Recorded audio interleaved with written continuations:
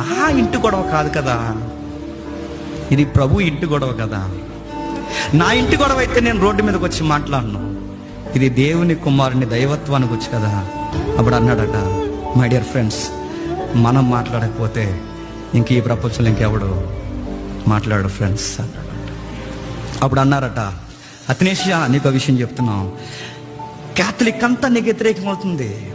అథనేషియా నీకు విషయం చెప్తున్నావు, అధికారులందరూ వ్యతిరేకం అవుతున్నారు.